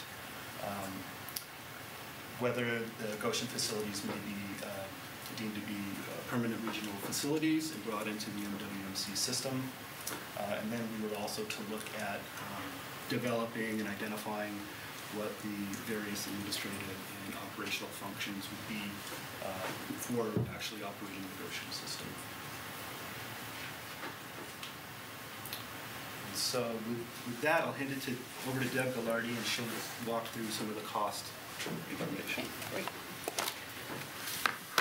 By way of additional background, I've been also a consultant to MWMC for more than a decade, helping them with their systems development charges and some rate work as well. So it made sense when we began looking at this to at least one option not to consider Goshen connecting and paying like any other MWMC new connection would pay. So the original methodology for the SDCs was developed more than 10 years ago. It's been updated a couple of times. Most recently, we updated it in 2016 to look at the most current capital improvement plan. So those costs were fairly recently updated. And that served the basis for looking at the connection costs under what we call the SDC model. And that is basically, under Oregon law, the parameters are established for how we develop SDCs, and part of that is that you can look at both the current assets and capacity in the system as well as future capacity. We don't try to identify this customer is going to use this existing capacity, the next customer down the road is going to use new capacity. It's all one, but we do evaluate and identify costs of capacity by parameter, which in this case is the average flow as well as the peak flow, the peak wet weather flow, and then the different strength components of biochemical oxygen demand in the suspended solids. That's already part of the MWMC model, and so that was what was applied here to look at Goshen's costs. So we took the information from the feasibility study that gave us what those projected flows and loads would be, and applied the recently updated unit costs of capacity from the SDC study to determine what it would cost to serve Goshen in that same way. We also looked at just another method that's typically used in utility industries when this kind of a connection is contemplated, and that is just looking at a buy-in kind of approach, which basically says, you'll buy in at the same rate of cost that other customers have basically invested in the system. So that looks just at the existing assets and financial reserves in the system per unit of existing capacity. So it's just a little different way to look at it. We wanted to see what, if we applied different models, the industry standard practices, what would that range of costs be? So it was not materially different. What it did come up with some slightly different costs by parameter, because if you look at the existing assets and the value of those relative to the current and future projected costs, it's slightly different. But overall, not a big difference between the two base models. SDC model being on top was estimated to be 7.6 million, and this is just for the treatment part, so this doesn't include yet the Springfield connection, compared to the buy-in of 7.9 million. So we're not talking millions of dollars difference, just decimal places. There's a couple of adjustments. The MWMC methodology is complex, and it was developed through a very robust public outreach stakeholder process. And so there are some adjustments that are applied, which, under this kind of a negotiated agreement could be part of the mix or not. So we also identified what those would do if also applied. And basically these are things that look at the future flow of potential payments as a ratepayer to debt that is funded some of the assets that are also part of the connection fee. So trying to make sure we're not double dipping for costs. So that's why with these adjustments, they would be slightly lower than if you just use the unit costs that came out of the SDC model. So the range of costs really were 6.8 to 7.9 million for the regional treatment component. And then we looked at the Springfield connection charge, looked at the specific facilities that were needed to get the wastewater to MWMC's system, brought those up to a current value, including interest, because MWMC's methodology does include interest that has as part of the carrying costs of that capacity, and determined the share based on proportionate flows through those pipes. So in this case, the estimated connection cost was $2.5 million. All of these are based on approximately 2016 dollars, because when we started the process, that was the information that we had. So just to summarize, you've got the two components ranging, really in this table, we've cut out the lowest option, which had the adjustments based on 2008 or 2009 dollars, because really it wouldn't make sense to apply those today. However, so we've got the 7.3 to 7.9 range of the regional treatment, and then the local connection cost would be the same under all those options. So the total range is 9.8 to 10.4 million, again, basically in 2016 dollars. Issues for further consideration, obviously updating the costs at some point. The timing and the structure of the payment, as elsewhere in the system, as a new customer connects, they pay that charge. Here you're talking about an area with potentially multiple future customers. How, does it pay it up front as based on the projected, or as it occurs, those sorts of things. The user charges, are those also going to be kind of all one, everyone pays the same, or something different? All things that are typically considered in a negotiated agreement of this type. So, with that, turn it back to Ben for administrative issues. I'll pick up here. This moves back into some of the administration matters. So again, the three options that we looked at for administration were the creation of a county special services district or a wastewater district, having services being contracted out to City of Eugene and City of Springfield, or after meeting initially with MWMC and City of Springfield, another preferred alternative, I'd say, was offered, and that would be to designate the Goshen facilities as regional permanent facilities.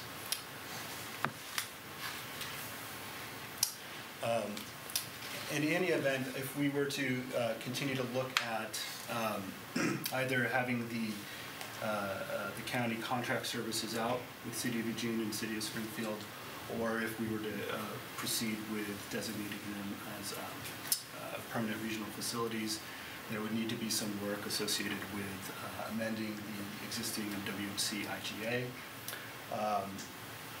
With that understanding, there would need to be some underlying work that would also need to take place.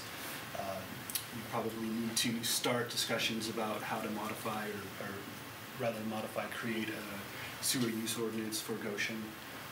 That would include provisions related to the industrial pretreatment program, We'll be able to set rate structures and as well as system development charges.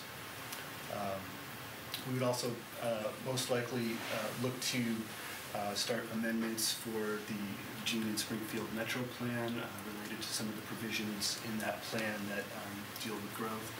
And then we'd also need to consider amendments for City of Springfield wastewater facilities plan and WMC facilities plan. So there's a lot of other plans that would be affected by pursuing this.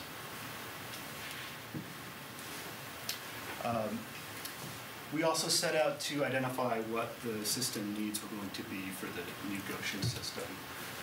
And to do that, we kind of put together, very high-level conceptual design data, I'd say.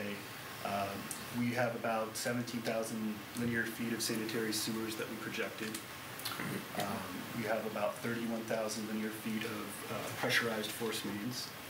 And what you'll see here is we have the community of Goshen and the force main that serves Goshen with a connection up to Franklin Boulevard.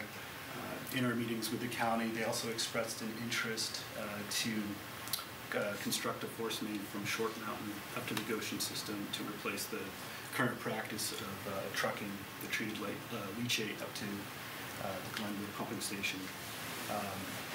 And then it would involve the design and construction of 3 pumping stations to serve both Short Mountain and then the 2 basins that we identified within Goshen. So, the Short Mountain force main, the connection fees you were just quoting to both Springfield and MWMC for treatment and the major interceptors, was that flow included in that connection fee? My understanding is that the flows from Short Mountain are already treated. Right. They're trucked to the Glenwood pumping station. Right. So they already. So there wouldn't be an additional connection for. So if we choose to use this system to deal with Short Mountain's liquors, we shouldn't have an additional. That wouldn't add to our connection fees. That's correct. Okay. The flows and loads that were used. Just want to clarify that. I think that's true, yeah. I don't believe that was included as Short Mountain flows. Yeah. Otherwise, we'd be double counting. Yep. So we went ahead and developed kind of a draft list to start discussions. What the system needs were going to be, both from an administrative standpoint as well as your operations and maintenance. And here we've just kind of grouped or categorized them under these headings that are kind of in line with the current practices between roles and responsibilities for Springfield and for City of Eugene. So administrative functions, we have developing and maintaining the sewer use ordinance, production of design standards, implementation of industrial pretreatment, engaging in master planning activities, providing HR and legal services, public outreach, customer service, and those types of things. And then on the operational side of things, under the City of Eugene heading would be maintenance of sewers and pipelines, pump stations, monitoring and compliance, and the reporting that typically goes along with operating those types of facilities. And this is the current split up for serving our unincorporated areas of Santa Clara and River Road for those sewer lines. Yeah, that's our understanding, that the allocation of duties are as they're presented here. Sort of close. Sort of. Santa Clara, Eugene would do the billing, or UWeb would bill. Yeah. Not Springfield. So we're getting close to the wrap up, and one of the things here we wanted to do is bring this forward. Also, then talk about the next steps as you want to move along. I understand your staff is not a voting meeting, but you're looking for kind of a shake of the head. You want to keep going forward with this. We're probably 7 years into the program.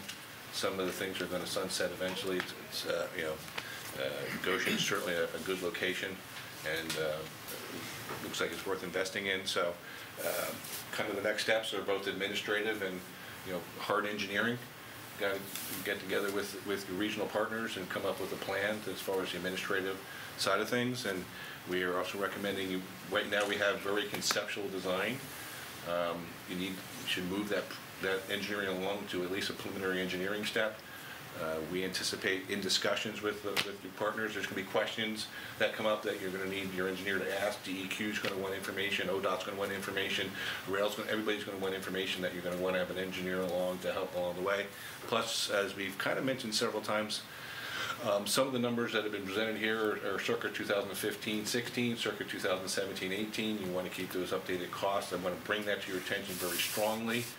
The longer the project goes on, the more expensive it's going to be. That's the way things go in our world. So, if you're ready to take the next steps, then that would be the primary two steps you would take: administrative and engineering, to move this forward. Because ultimately, the goal here is to bring jobs to Goshen, bring facilities, and the primary way to do that is get yourself a wastewater system that you can successfully bring those folks in and start building those facilities and those infrastructure. So with that, we have some questions. Commissioner Farr. Thank you. Mr. Chair, I'm your representative to MWMC, but that does not make me an expert on the function of MWMC. I'll include that caveat. I'm a long-term veteran now. I think I'm almost 10 months into it. No, a little over a year, I guess. But the first bullet point there, discussion, determine whether the Goshen system will be county-owned or regional facilities. I think it's important that we delineate that initially. And you gave us three options there. One is county-owned. The second is to contract with Eugene or Springfield. And the third is to be regional and thereby contract with the MWMC or allow MWMC to use its existing structure to manage the infrastructure. And I would certainly be in favor of that. Based upon my exposure to MWMC, their function is smooth, is well designed, is well adjusted and evolved. And sitting in on the MWMC meetings, the staff that attends the meetings is just a qualified staff of experts that I feel very comfortable with. The other element of being of contracting with MWMC is, and help me with this a little bit, but with MWMC, the Board of Commissioners has a voting member on the board of MWMC, which would not be the case with Eugene or Springfield. And to own the facility ourselves, probably some real difficulty in developing that infrastructure. That's just my initial weigh-in on that first bullet point only, and that seems to be one of the main discussion points at this point in time. The other general question is head nods approval to move forward, continue moving forward. When it comes time for that, I am certainly in favor of continuing the work that we've started on the Goshen project, the great project. Thank you. Commissioner Lincoln. Thank you, Mr. Chair. Oh, thank you for the update. I really appreciate it. So I'm going to look at Sarah. So Sarah, this is we're not talking about the entire community of Goshen. We're talking about a specific 300-acre area. Is that correct? Well, I think from certainly an economic development perspective, we're very interested in the 320-ish acres of industrial land. Yes. You're very well aware, as is the board, frankly, of our need for industrial land, developable industrial land in this region. I have a request for information on my desk right now that we frankly won't be able to respond to because we lack adequate industrial land supply. And so that was sort of the initial conversations back in 2011 or so, and why we, and you all remember Commissioner Stewart really championing this initiative, but just sort of the lack of our ability to really respond to some of those critical economic development projects because of our deficiencies in industrial land. So that's sort of a long explanation, but our focus really truly is in the industrial area. That's where I've been pretty primarily focused, and will remain, as in terms of prioritizing how I think about this, that will be my priority. Well, and I would agree with Commissioner Farr. I think MWMC is probably the place to take a look at from the very beginning. But it can get political, And those of us who were here when we looked at Coburg, you know, that barely got started and then was dumped, you know, almost immediately.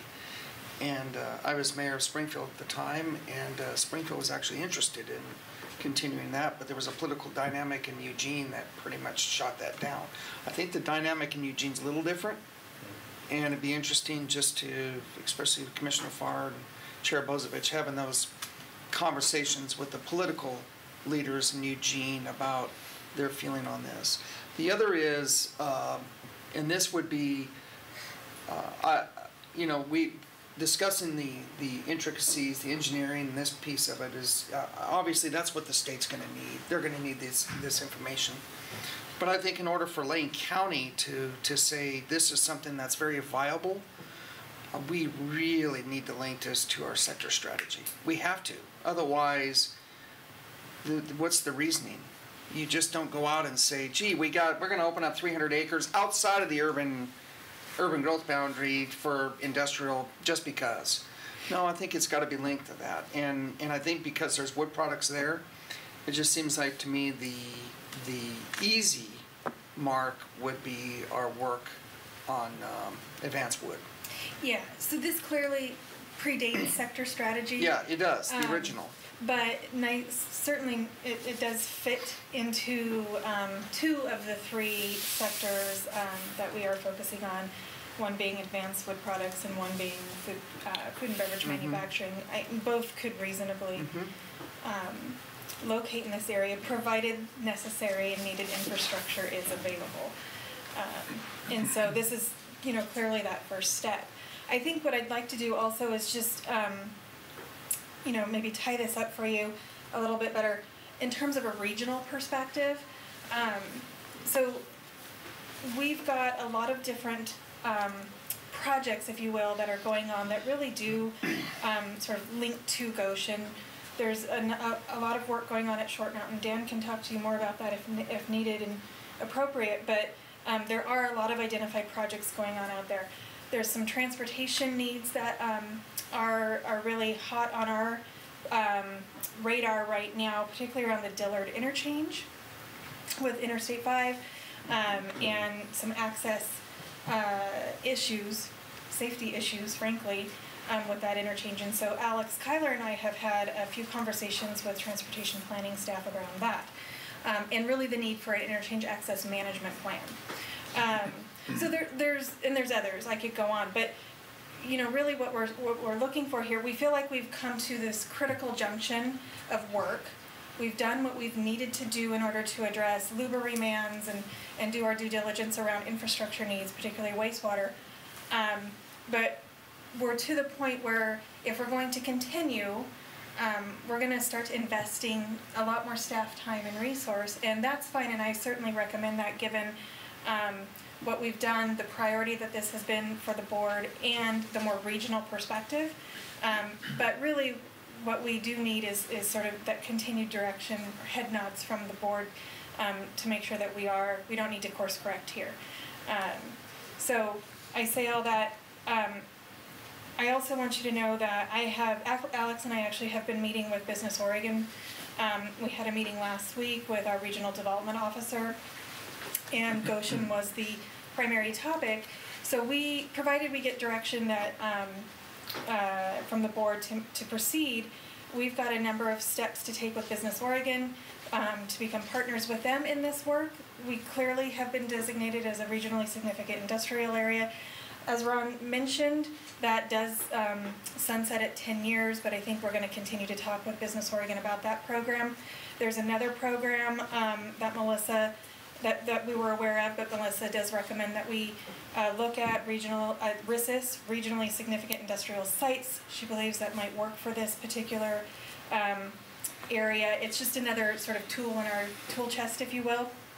But really, the next step is to think about applying for an industrial planning technical assistance grant that can help us with some of this work, and then bring in our regional solutions team and elevate this Goshen area as a priority for them and the work that they're doing. So we've got sort of this plan to move forward, provided that is the direction from the board. Again, we felt like we were at this critical junction where we wanted to make sure we didn't need to course correct, because we are going to have to start really investing some more resources in terms of staffing. So last thing is, I would support us continuing on, and I would also support the idea of looking at this regional plan, because the other piece you need to eventually figure out is the pinch point of the Corp line and the UP line. That pinch point in Glenwood is horrid, and you got to figure something out there. And I think having this plan, bringing regional solutions in and Business Oregon in, you can maybe start developing that, and then you eventually work with your congressional delegation on finding the dollars available for that. So I would agree. But on this piece right here, next steps, I would say continue forward, and whatever the most appropriate. I like MWMC, but I'm open to, if folks have other ideas, I'm open to that as well. So that's what I have. Thanks. Commissioner Williams. I'd like to hope to move forward on this. I thank Sarah for her work, and thank you folks for your expertise on this. I'll tell you, I about a year ago visited an international manufacturing company in the area in Goshen, and they are at capacity with their existing facilities. They do have some room adjacent to that facility that they could expand, but that expansion area is their drain field. So if they didn't have that problem, they could expand that business and remain there. Their other alternative is go to another location where they can do their expansion. So this is clearly not quite a personal thing for me, but it's very close to that. I have somewhat of an emotional attachment to that organization, just because they provide a lot of jobs. They're an international presence, which I think we should always be looking at the big picture of the more familiarity our region has globally is just a huge thing. And so I support the direction we're going in, and go for it. Thanks. So a couple quick questions. One, I just want to be reminded, back early in your slides, you had a cost for the pump station force main, capital cost, I think, and I didn't write that down. Was 11.5, I believe. Yeah. 11.5 million?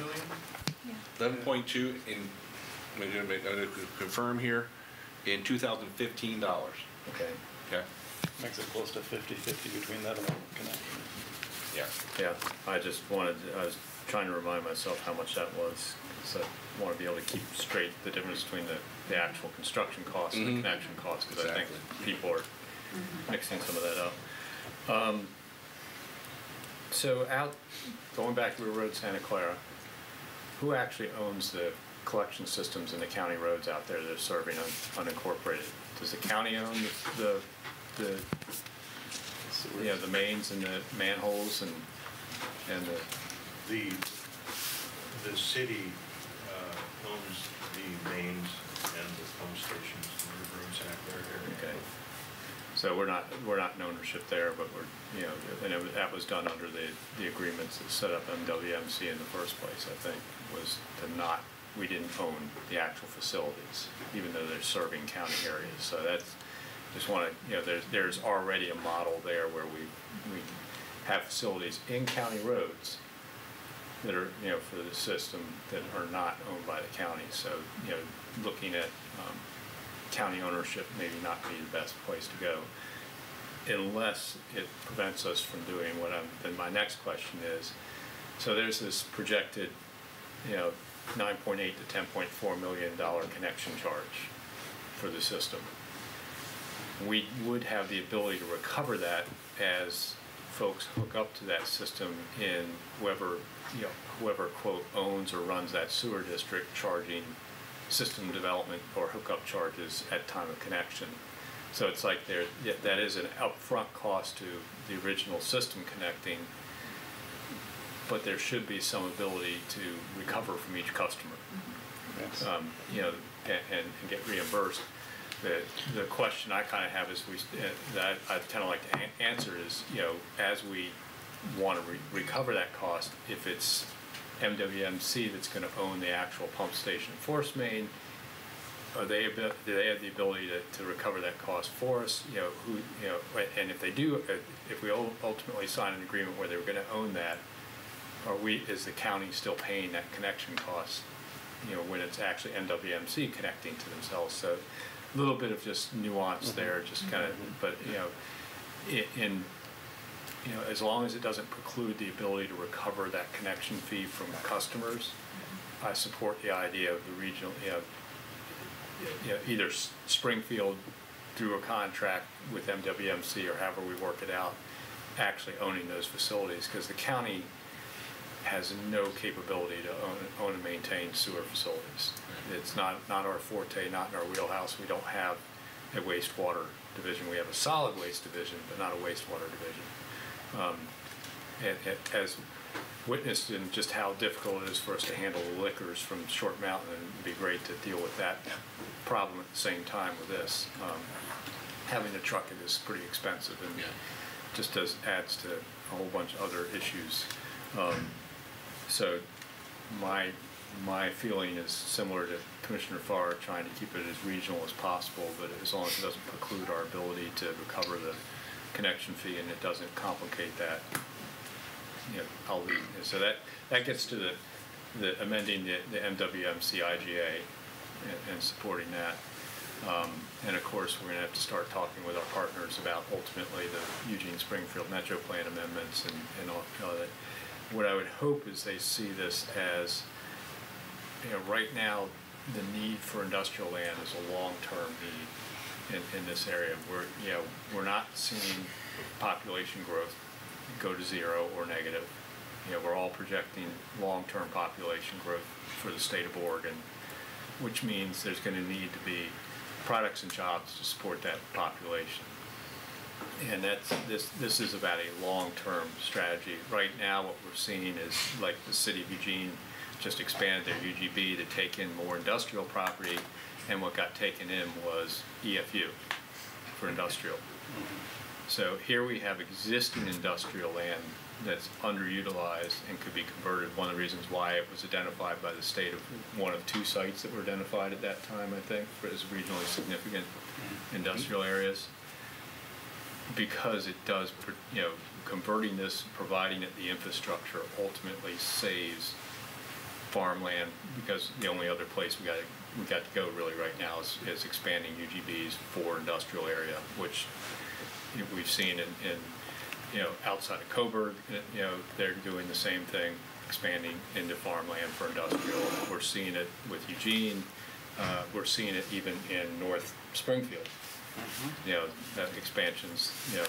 So this is a critical long-term strategy. I think as we talk with our partners, it's about, you know, protecting ag lands in the long run.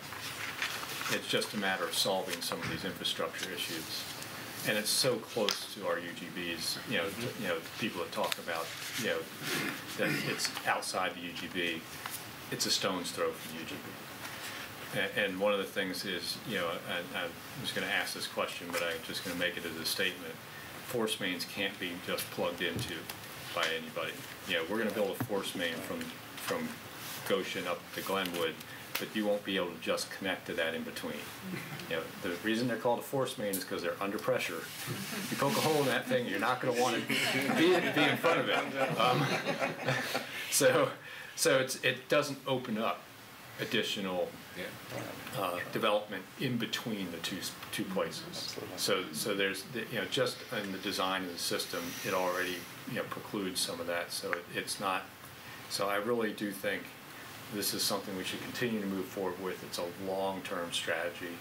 We have, you know, our folks from the state economists, you know, Brian Rooney told us a couple weeks, you know, a month or so back, that he's projecting we're going to be in another recession in 2 years. So, yeah, things look really rosy right now, and jobs are plentiful and all that stuff. And when we first started down this road, they weren't so rosy. We'll be back there again. And maybe we'll, by the time we're ready for construction, maybe construction costs will have fallen again. We won't be in this explosive construction activity. And this will be a blessing that we've gotten this prepared. And it be part of the recovery for the next recession, possibly, and still a long-term strategy for Lane County and the metro area in providing industrial and economic development lands and job opportunities. So I'm with the rest of the board, keep charging ahead. And I think in the long run, it's going to be a really powerful strategy for Lane County to keep pursuing. Commissioner Farr. Thank you. Just a couple of last quick things from me. Part of moving forward, sir, and I think again pretty solid messages from the board here. A part of moving forward is making sure that we're in concert with our other NWMC partners, with Springfield and Eugene. And I became a Eugene City Councilor in 1995. In I think it was 1996, we discussed a small, tiny little pressure line to Short Mountain. And I write down quotes. And I've got one of yours that I'll say in just a moment. But back then, City Councilor Barbara Keller said, we will blow a hole in the urban growth boundary if we put, I think it was a 2-inch line we were going to put in. So we didn't, the city of Eugene kind of nixed it at that point in time. But Commissioner Bozievich, you pointed out the fact that putting a pressure line in does not blow a hole in the urban growth boundary. It simply connects the end point to the terminus. And I think that by moving forward, it's going to be essential that we talk to our City of Eugene partners, and they understand, as they do, I know they do, that this is a matter of regional significance, and that the metropolitan area benefits from this expansion in ways that Commissioner Bozievich just outlined. It prevents disturbing farmland, ag land, prevents consideration of wetlands for future expansion. It's just all good. So I think part of what I'll do as we move forward is make certain that I do have a conversation with my city councilor and other city councilors that I have regular conversation with, so that they understand what's happening, so they don't read about it and develop a potentially incomplete analysis of what the county is considering as we look at Goshen. And we've been looking at this since before I became a county commissioner, since about the time y'all became county commissioners is when we started looking at Goshen. And we're moving in the right direction. I'm pleased to see it happening. I'm pleased to see these two guys sitting in the room. And I look forward to hearing more about it, Mr. Chair. Thank you. So we'll plan to charge forward. Really the next steps for us is sort of developing that plan to move forward, integrating more with our partners, and then also with the state of Oregon and the regional solutions team. I'm happy to come back and provide updates as the board wants and feels is necessary, and certainly won't do any major work without making sure that the board is giving us that direction. So thank you for your time today and the direction. And Ron's quote, it's all about jobs, jobs, jobs. There we go. Well, thank you very much, everybody, for that. Thank you. Thank you. So we've got about 8 minutes before noon here. Do you want to try and knock off Commissioner's business before we recess for lunch? Yeah. So are there any announcements from commissioners? See none. How about agenda team request or work session request? Commissioner Farr, I believe you might have one. I do have one. It's a consideration for support of the stand down, the October 5th stand down that was requested this morning by Mr. Bard. Thank you, Mr. Bard. And he's suggesting that we either waive or spend up to $5,163. I don't think waiver is an option. But, but finding, asking Ms. Smoker-Heisky to find $5,163 potentially from contingency or your discretion to support the stand down. Yeah, and I believe Ms. Jones informed me that we have about 22,000 in the board's contingency funds that we could draw that 5,163 from. If that's what the board see head nods to use that funding source for that 5,163. 5,163, yeah. I see agreement all around, so the administrator can take care of that. And so Diana, we have 4 head nods on that to use the commissioner's contingency funds to fund that $5,163 of the estimated rent for the facilities at Lane Event Center. And it's not fully paying for it, it's just helping assist. And we're not waiving fees because we don't waive fees at the event center because it is an enterprise fund. So my perfunctory mention regarding our need for more housing in front doors, we took care of earlier in the day. So. Yep. So I will, real quick, there's another item I want to come back to, which was the request to hold a work session on the post office and possible uses in museum. And as the agenda team was discussing that, it was kind of back and forth that there has been multiple interest in that property, not just the one proposal we heard the other day, and it was kind of like, how do we set up a work session and all that. And as we got around to it, we remembered that this had been a United Front issue previously, and trying to talk to the post office, and what we would like maybe to suggest to the board with your concurrence is that this actually be assigned to Alex Kyler to pursue on the legislative front in conjunction with our partners in the city of Eugene as a possible United Front rather than holding a work session as we originally signed it. Is that amenable to the board? Absolutely. And, we talked years ago about a Lane County Historical Museum. I don't think it's big enough for the Lane County Historical Museum. Yeah. It would require alterations in the back half. Yeah. Multi-story, but the front half is historical. It's beautiful. Yeah. So what's the assignment there? Basically, to go to Alex Kyler as a legislative effort for United Front, possibly. We'll need to work with the city of Eugene to develop the use of the post office as legislative. Okay. So, any other agenda team requests, work session requests? Seeing none, then I will recess us for lunch until 1:30. We'll come back in Harris Hall for our public works items, and you'll see us at 1:30. We are in recess. Good job, Jay. I would have bet against.